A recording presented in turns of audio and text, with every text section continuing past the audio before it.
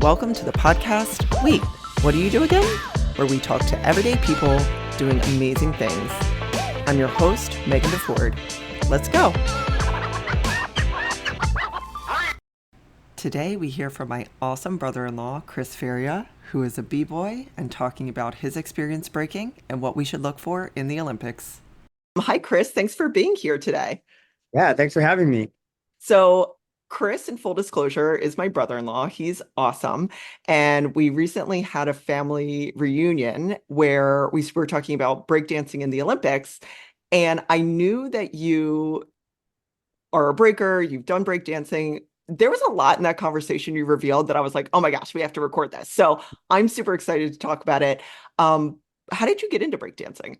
I mean, it was, well, first, actually, let's talk about the term breakdancing. So the term breakdancing, just for the beginning of this conversation, is actually the incorrect term. Oh no. Kind of the term that everybody uses because it was popularized in the early 90s, kind of by media. And it was kind of a way for people to explain what I guess this phenom was. And the original term is called b-boying. And so we are actually b-boys that b and then that it's also a term for the dance. Like I am a b-boy who b-boys. Okay, And got it. then another term for that too is breaking. Breaking. Uh, and so that's what they are calling in the Olympics is breaking. So we can get more into that later, but so how did I get into breaking? I got into breaking in middle school in 1999. Hmm. And I just happened upon it. You know, there's some kids that were doing it at the time. I was a skateboarder. And so that was like my whole life. And then, you know, there's a period where I was doing both. But I thought it was so cool. People were doing things on their head, spitting on their head, doing windmills and all the cool acrobatic moves. And I was like, this looks awesome. And so I kind of just messed around with it for a little bit. And then I realized that there was a lot of girls that like watching, people, breaking and in that I gravitated towards that because, I was an eighth grader, and Yeah. you start to like girls around that time. And so, probably about a year into it, I skateboarded less and less, and then it was kind of all out from there. And now we're here. I guess it's 25 years later. I would say I'm probably a retired b-boy now, retired from competition, and I still dance for myself here and there, and I dance with my 2-year-old son, your nephew, Hmm. which he loves. We dance probably every day together, so he can do things on his head. It's awesome. How do you train for it? And the moves that I've seen are incredible. So how do you get to that point of just like looking at it and saying like, oh, this looks cool to being able to do all these different moves? Man, that's a cool question because that has changed so much in 25 years. Breaking for me was never a sport or something that you really trained for, so to say. Like it was more like it was a social thing, right? It was never a sport to me. It was really just having fun with my friends. When I got a little bit older, I mean, it was around a lot of parties and really just it was a social thing. Um, we would go and hit up a Jack in the Box and we'd be dancing there and practicing there. We would practice in gyms. Um, and really we were just at the time it was pre-YouTube, right? It was pre-YouTube. And so we didn't really have anything to watch. The only thing you could really watch or maybe a few VHSs for the younger Yeah. crowd here. They're these little rectangular things that you put in called a VCR, but those were hard to get your hands on because they didn't really make them. It wasn't like a full, film that you could go to Blockbuster and get, right? Yeah. And so you would have to either be there at the competitions to record those, or you would have to, trade or whatever. Yeah. But what we did is we went to the competitions and we would see all the dancers that have been in the game for a long time competing, and we would see what moves they were doing. And we would try to emulate them. And eventually it was you would create your own style from that. Um, we called if you did copy a move, we called it like something like it's called biting. Hmm. fit my move. And so that everybody starts that way, but like originality is like a big thing in b-boying. Um, Back to the question, how did I train? I think we were just drilling moves. We would Hmm. drill moves that we liked over and over again. Um, and that's pretty much it. Like, we would, be with, our crewmates and we would, challenge each other. We would call it battling. Hmm. And that's in the competition, it's called battling. And I guess that's kind of what sort of makes it a sport competition aspect. Um, yeah, nowadays it's completely different, right? And I think what makes it a sport is the way you train. You do, all the dancers in the Olympics that compete at some of the bigger competitions that companies like Red Bull sponsors or Monster sponsors. Those guys and girls, I mean, B girls are a huge part of this as well, especially Hmm. now.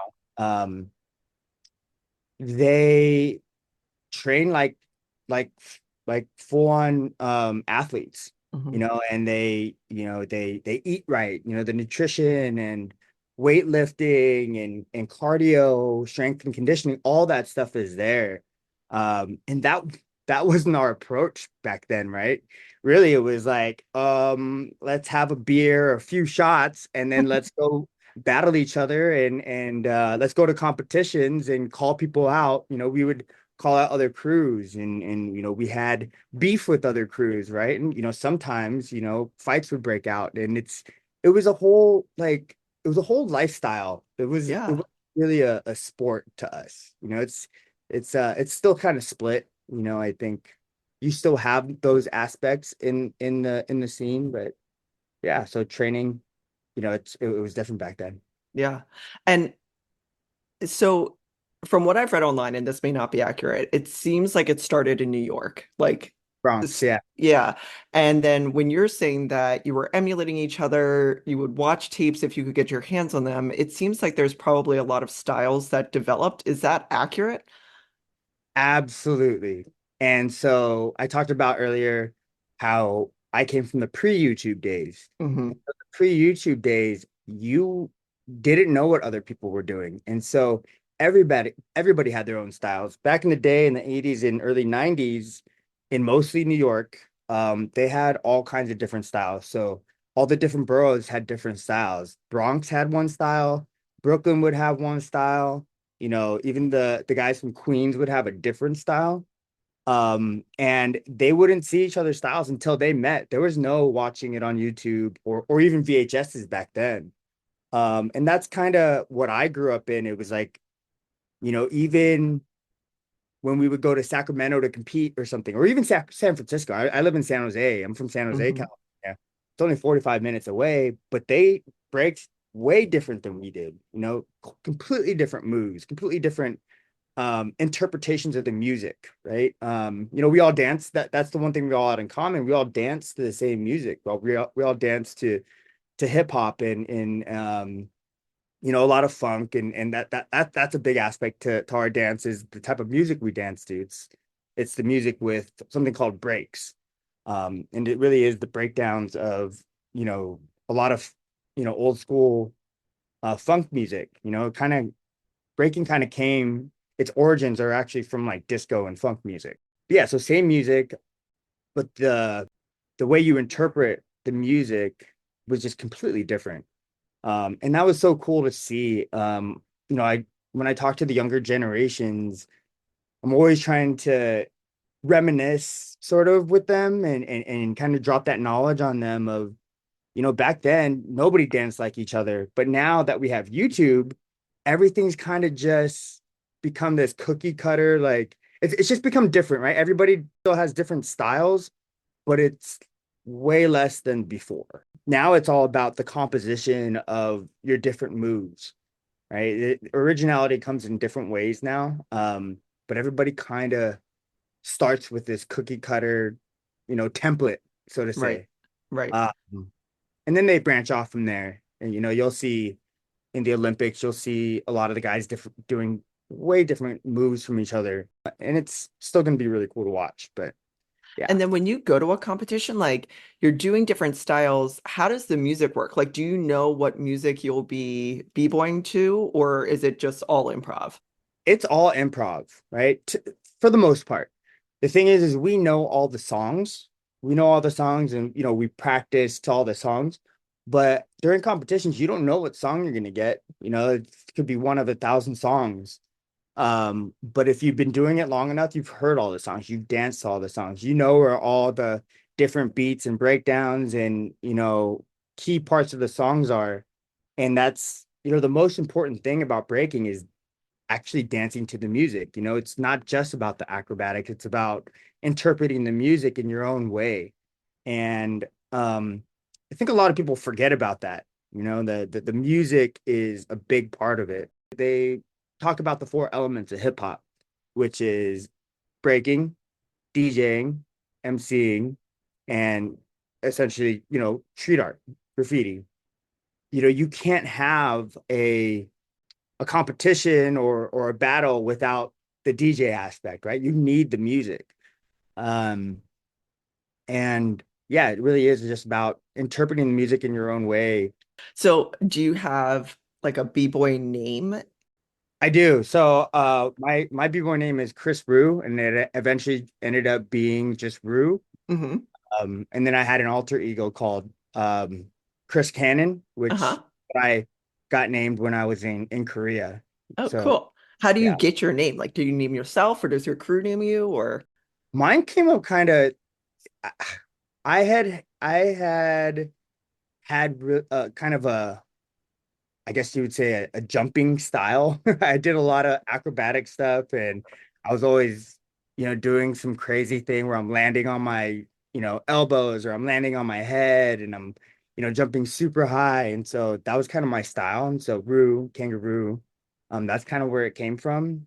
And then the canon name came from basically I was very explosive. So my Mhm. style was we call them blow ups. And so they're really big moves, really big, dangerous moves.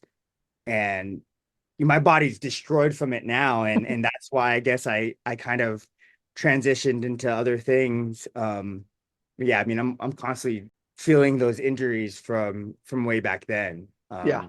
And so yeah. You started competing locally and then expanded from there. How did you get into competing in Korea and like where else did you compete? I mean, I've competed in a lot of places. I'm not the most accomplished b-boy, but I would say I'm one of the most well-traveled from my generation. Cool. And that had to do with just I love meeting people. I love experiencing other cultures. It all started with, living in San Jose. Like I said, all these different places, even in California, had different styles, different people, different scenes. And so we would drive ourselves to different scenes and we would call people out. We would battle people in for instance, LA or in Sacramento. We would go to Arizona. And so it kind of started from there, right? Traveling within the United States. And then eventually I had gone to moved to Korea and I'm half Korean, so I wanted to experience my own culture. Um and from there I was competing in Korea and then it was just a really good hub for Asia. And so Yeah. I was able to go, compete in Japan, in Taiwan, in Hong Kong, and I even competed in Europe on a different trip. So, it was really cool just to kind of be able to experience not just like the countries or the city's culture, but specifically their b-boy culture. Mhm. And you just meet some of like the coolest people because they're part of a subculture of a culture. And it's cool. It's cool to see how much you have in common with them. I would say that I have in common at the time, I had more in common with a dancer from um like a dancer from Japan than I would from just a regular person where I'm from, right? And so that was really cool. You know, That's it's awesome. it really was it really is a subculture, right? And it was kind of a almost like an anti-culture type thing. It started off for me as in my teenage angst days, right? So it was like me kind of rebelling, but Yeah. I never left the scene. I think my role in the scene changed a lot, but Hmm. What was your favorite experience that you had? And then you were talking about like you call out a crew and you'd like fight. What was your scariest experience that you had? oh my gosh. Okay, so my one of my favorite experiences was in Japan. So my I had a different crew. So my crew here is called Hybrid Crew in from San Jose. Um, everybody is retired from that crew. But my crew in Korea was Soul Seekers, and so when I was out there, we flew ourselves to Osaka in Japan to battle in a city versus city event. And so basically you repped your city. And so it was four of us. Well, it was actually five of us, but one of us got hurt. So it was really four of us. We went to Osaka, and then there was, we call them jams. The competitions are called jams. There was tons of people, and each crew had like 20 to 30 people in their crew. And then because it was their whole city, they're representing the whole city. And then we were representing Seoul, Korea, and we weren't even like two of my friends were from like America. They're white, and then I'm only half Korean, and the other guy was Korean. But so we were just repping Seoul because we lived there, but it was only four of us. And so we had to go through a lot of the competitions are bracket systems, so tournament style. And we went through and we battled these 30-person crews, and it was just madness. It was just like, I didn't understand the language. And so talking shit in b-boying and competition is a huge part of the culture, right? You're trying to intimidate somebody, and you're trying to, if they do a move, you're like, oh, that was whack, or oh, Sure. you messed up. And it's kind of like, poking at each other. It's like little jabs here and there. I'd be Um, so good at that part. I'd be great at that part. Yeah, I bet. You definitely would. You definitely would. No, it gets real funny, and some of those fights happen because of that. Yeah, But that's part of the culture, right? sure. And you'll see. I'm interested to see in the Olympics how that's going to play out, because I know a lot of the b-boys. I've competed a lot with a lot of the b-boys and b-girls Hmm. over the years, and a lot of them are big shit talkers in real life. Hmm. Like, but in the Olympics, I don't know how they're going to hold themselves, right? So that's going to be interesting. But in Japan, yeah, we were talking shit to each other in different languages, and it was great, and then we ended up getting to the semifinals with four people, and I think we just kind of lost gas. But then it was cool because like everybody was so hospitable. Like they saw we were only a four-person crew. They came up to us, and they met us. Some of them could speak English, and they're translating for the other ones. And they offered us alcohol, and then we ended up getting super drunk with all of them, and and then just partying like the rest of the night. They took us out. It was a great time. Ate some good food, had, a lot of really good memories. So that's probably one of my favorite memories.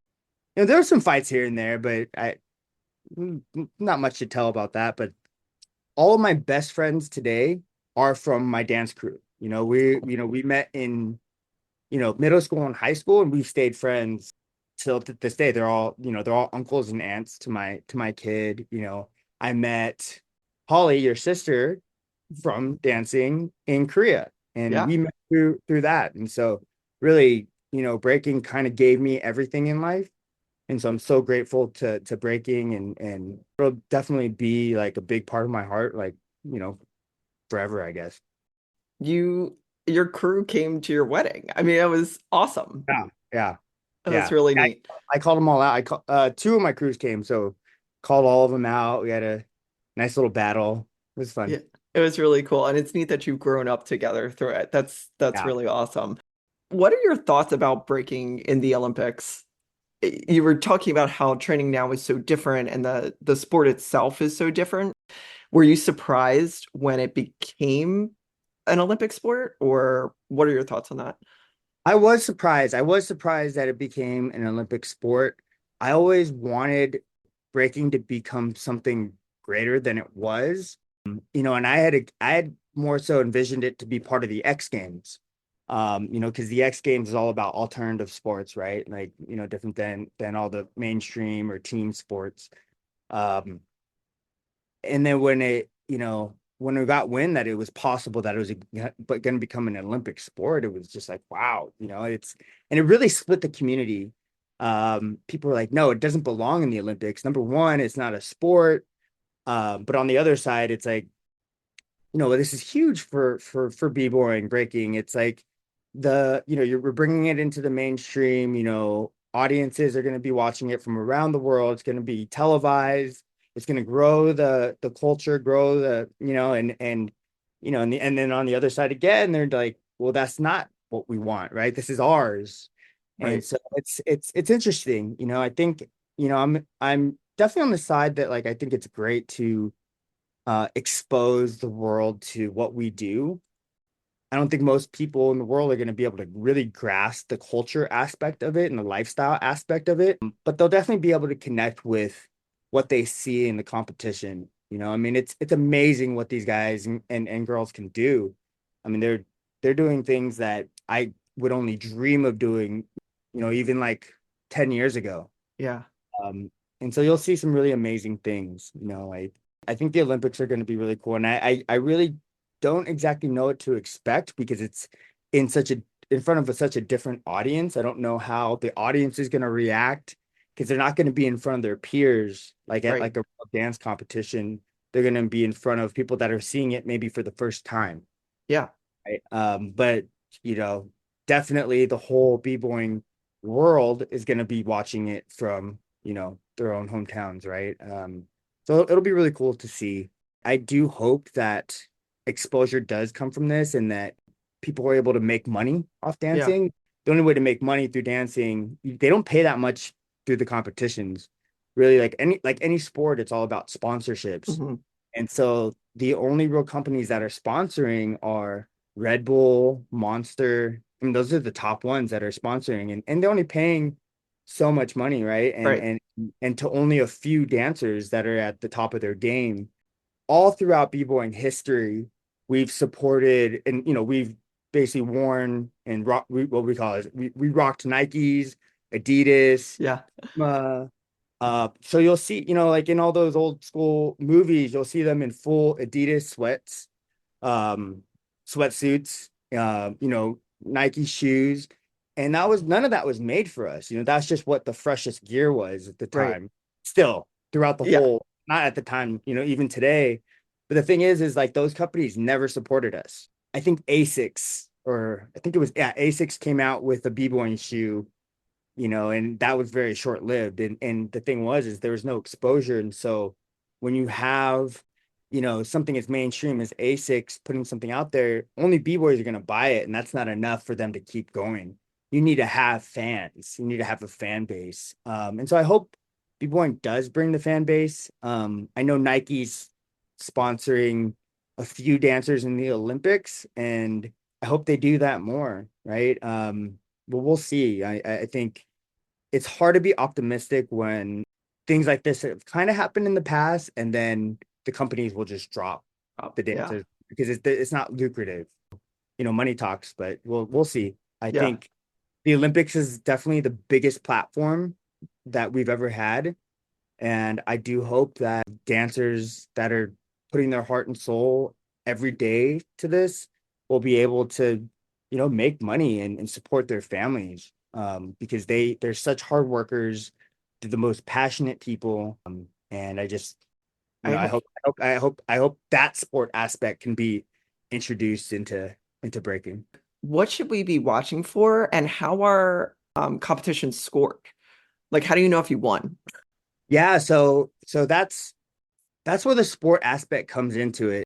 So if you look at gymnastics and if you look at something like gymnastics, they are scoring each team or each competitor based on what they do. They're kind of doing that in breaking, but it's going to be one-on-one. So really it's about how well you do versus the person that you're competing against at that time. And so what they're going to have is they're going to have I believe it's four different groups of I think there's 16 dancers in both the men's bracket and the women's bracket. And then there's four different groups. And then to qualify, you basically have to get the most points out of, I think each b-boy battles everybody else in that group. And it's like a round robin. And then the one who I think scores the most points, or I believe it's who wins the most rounds, goes to the finals. And I think the finals is like the final four. I could be wrong about that, but So are they looking for difficulty or difficulty and like you were talking about the music because it is dancing overall of the individual and then against your competition? yeah, so what they're looking for is they're looking for one, creativity, right? How you're interpreting the music, and that includes like if you're on beat, if you're Hmm. actually listening to the music, if your dance is interpreting the music. They're looking for difficulty. Some people have very difficult moves. You'll see a lot of acrobatic moves that people are doing, things like something called air flares. And people, back in the day, we didn't even have air flares, and then people were doing it in two arms. Now they're doing it with one arm. Wow. And I mean, it's just evolved that much. And so, the level of difficulty is something, that judges are looking for. Um, they're gonna be judging based on how well you're doing against the opponent. And the other thing was musicality, right? And that was, how you're interpreting the music. And so those are just a few things that the judges are looking for. Um, we used to have in competition, we used to have something called basically like crowd reaction. Like how is the crowd reacting to what you're doing?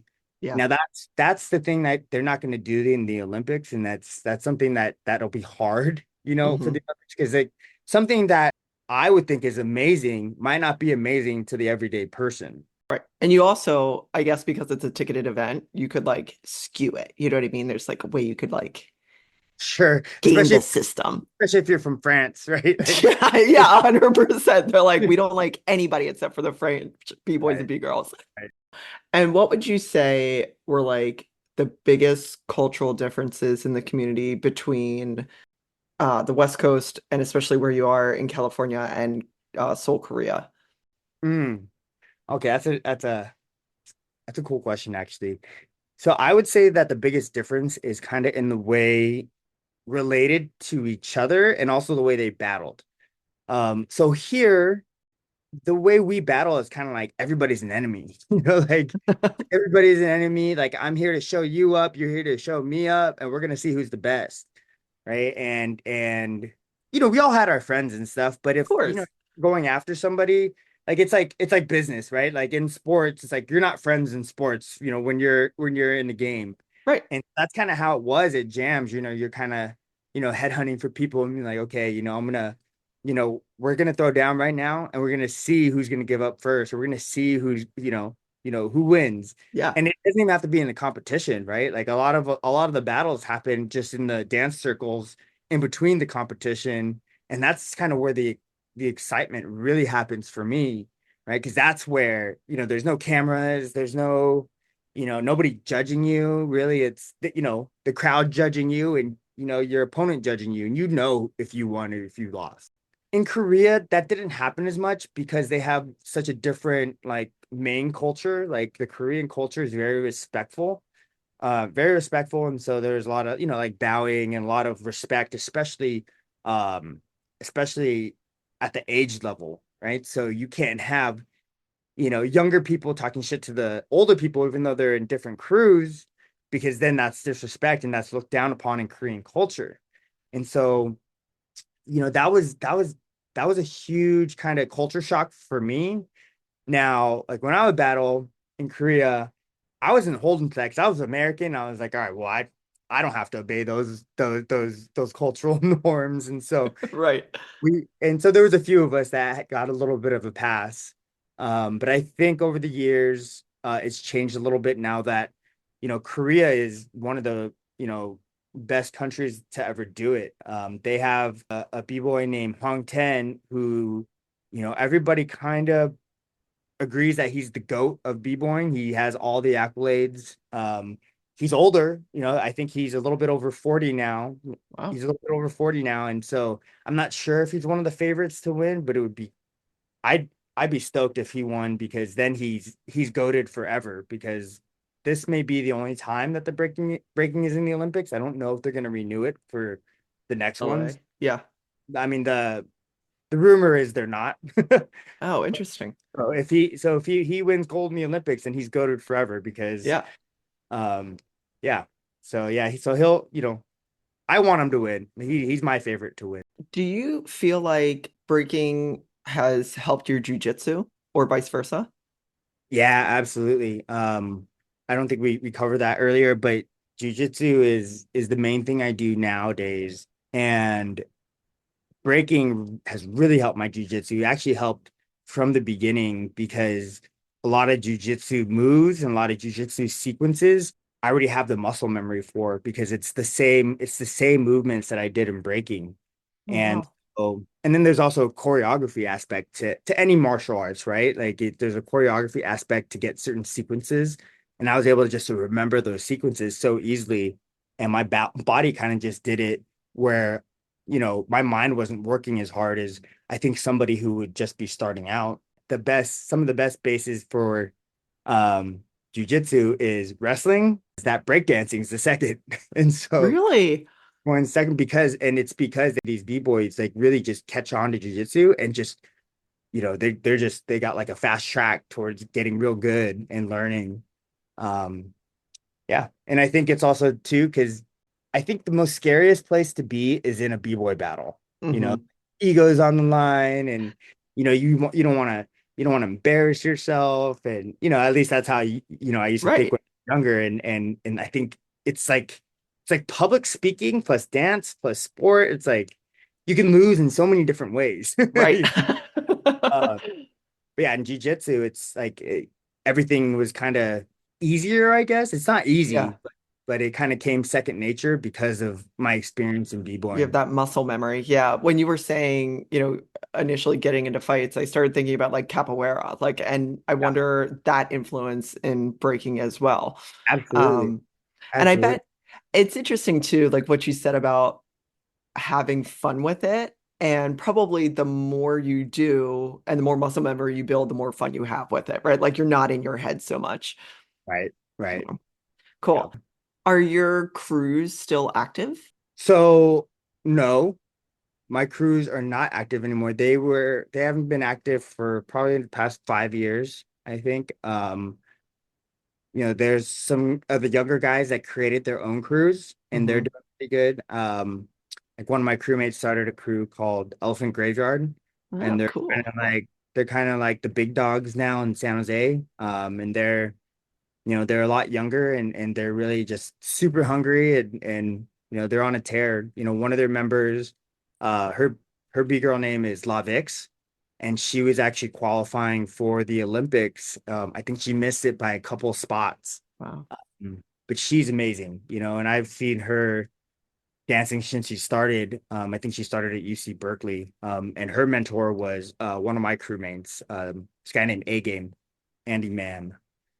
Um, and yeah, so it was really cool to kind of see their rise to fame, I guess. They've been killing it. That's awesome. Really cool. I ask everybody the same three questions, but I'm going to ask them to you a little bit differently. Like, what do you, and you alluded to this earlier, what do you love most about breaking, What do I love most about breaking? other than it's where you met your amazing Met wife? your sister. Um, no, I think what I love most about breaking is just the culture and the community aspect of it and how it brings people together. Like I said, I was able to travel the world. I met all my best friends, and really it's because that dance brings people together. Even when you're coming together to compete, or even if you come together and you happen to fight, like it's kind of like we're all like in this together and we're all doing what we love together. I know people that, were my enemies sort of, back in the day, and now they're really good friends, and we Sure. we reminisce on those times when, we got into those squabbles. But those are some of the greatest memories that I have. Um, Hmm. and so yeah, that I think I don't know if that answers your question, but yeah, that's like Yeah. that experience to me or is priceless. I think that's in any sport, that intensity you have to have for competition. And when you're at a really high level, that intensity is getting even higher. When I played rugby or soccer, the best thing was when the game was over, you're grabbing a beer afterwards with the other athletes, and it doesn't matter what happened on the field, right? Like you may be joking around a little bit about like whether you won or lost or whatever, but like that is really a cool aspect, I think, of sport in general is the community that it builds. And so you have like your enemies while you're breaking, but then only you really can understand the level that they're competing at and what they do, and the training and that respect is sort of built in there. That's really cool. Absolutely. Um, Yeah. And just to riff on that a little bit, with a lot of these guys, it's like I wouldn't have been the dancer I was without them because they're the ones that kind of lifted my skill level higher and higher, right? Like we sort of vibed off each other and we would motivate each other. It's like, and if I lost to, somebody or we lost to a crew, it's like that's what makes you want to train more and that's what motivates you to get better. And so that's kind of, I guess, my favorite part about competing was actually, how much it motivated me to get better. and then what advice would you give either to your younger self starting, like what would you do differently? Or what advice would you give to someone who watches the Olympics? They're like, this is awesome. I want to get started. I don't know how. What would you say to them? Oh, that's a tough one. You could edit this, right? Absolutely. Yep. Yeah, so I think I would give the same advice to somebody who's starting out or to somebody who's watching it in the Olympics and they have an interest in it. You know, YouTube is something I didn't have growing up. There's so many different YouTube tutorials out there. You can look up the guys that you see in the Olympics and you can see their whole history of battles. Like all of their competitions are up on YouTube. And I think that's a great place to start because you'll be able to kind of, the Olympics is a different beast, right? But if you see some of these, clips, and a great place to start is a company called Stance. And they have a YouTube channel, Instagram. They have all the greatest like battles on their kind of like on their channel. But you could follow all these guys, right? And I think that's a good place to start because you're gonna gravitate towards somebody in the Olympics. And then from there you can kind of just go into those different rabbit holes. There's always a community of dancers that are in every city. I guess it can be kind of hard to find them if you don't know where to look. But I know there's like all these dance studios that either teach breaking or they teach hip hop. And so, you can go to one of those dance studios and you can even ask them, hey, where can I find, you know, a breaking crew or a breaking studio? And then there's Google, right? There's always, you can find everything through Google or Reddit. Right. Um, or even just, make a comment on one of the videos. Like, hey, I'm from, Denver, Colorado. Where can I find like some B-boys or B-girls to dance with, right? So have fun with it. Like it could be really scary to dance in front of people. I still have fear of dancing in front of people. Sometimes I go to like practices and I'm like the old guy and all these young guys are tearing it up and I'm like, eh. Anyway, but I just jump in there because, I mean, I've been doing it for 25 years and I love it. Stage fright's always going to be there, but just get in there and rock it. Well, this has been so fun. I can't wait to watch breaking in the Olympics. And thanks for sharing your experience today. Again, it's a subculture, so I haven't really met breakers outside of you and Holly, and of course, briefly, your friends at the wedding. Um, and it sounds like so fun, like such a fun experience, and it's certainly taking you around the world and giving you amazing friendships. So that's pretty cool. Absolutely. Yeah. You live in Boca, and so they have a big community out there. You should look up Boca? yeah, I think so. Yeah. Boca. Really? Yeah, I believe so. Yeah. At least somewhere down in Florida. I mean, like somewhere near you, I there's bet a Miami for you guys sure. Miami for sure. Yeah, Yeah, for sure. They have some of the top guys out there, top guys and girls out there. But yeah, go to an event. It'll be great. I'm gonna look it up. Yeah. Maybe I'll start breaking. Yeah, maybe. Yeah, probably not. I could Awesome. teach you Thank you. through Zoom. Yeah, I know, right? Thank you so, so much. This was awesome. Absolutely. And Yeah. Awesome. thanks for listening to Wait, What Do You Do Again? For more information about today's guest, or if you'd like to be on the show, please visit megdeford.com. See you next time.